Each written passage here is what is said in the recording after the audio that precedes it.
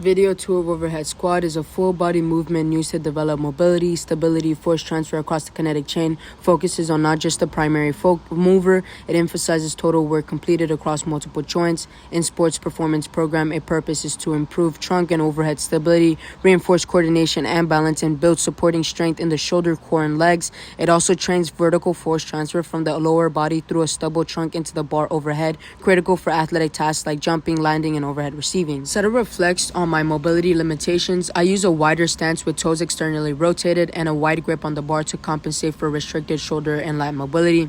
This allows me to reach depth but reveals compensations during eccentric phase. I show anterior pelvic tilt, which leads to excessive lumbar extension, indicating poor core engagement and limited trunk control. The overhead position raises my center of mass, placing high demands on my core and shoulders to maintain balance and posture, which is why I have a wider grip to lower my center of mass. To correct issues, I would cue brace the core, keeping chest tall. Bar will follow if you look down, so stay neutral with the head. This was my first time, so I will continue to do overhead squat to become more efficient. Now for back squat, it's a foundation and strength movement that reinforces trunk stability, builds lower body strength through full ranges of motion, and develops vertical force production. With the load placed posteriorly across the shoulders, it demands coordinated effort from the quads, gluteus maximus, and erector spinae, which are prime movers.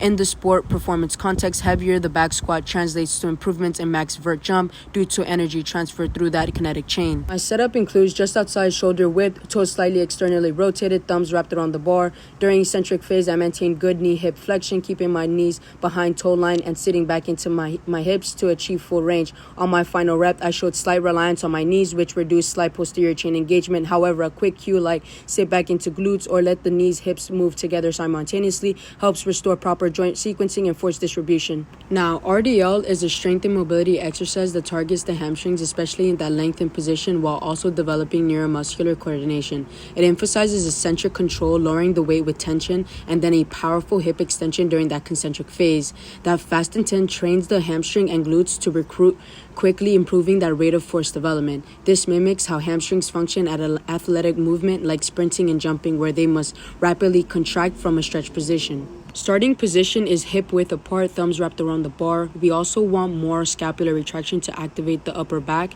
and eliminate rounding. I also maintain a flat back, indicating core engagement. On my first rep, I show good knee flexion, which allows the hamstring to lengthen fully and absorb load. However, towards the end of the set, I begin to reduce knee flexion. This shifts the emphasis away from that distal hamstring towards the proximal hamstrings and glutes, and also increases strain on the lower back. I need to be able to maintain a consistent knee flexion throughout the set. A cue like soft bend at knees and reach the hips backs helps to reinforce proper mechanics. The RDL is essential for building posterior chain strength, improving hip hinge patterning, and training the hamstrings to produce force under stretch.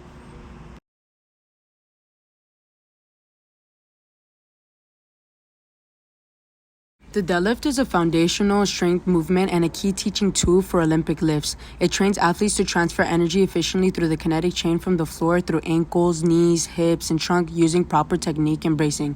Its primary purpose is to build maximal strength, reinforcing hip and knee extension, developing vertical force production. It also emphasizes thoracic extension and shoulder retraction, especially at the top position, which supports posture control under load.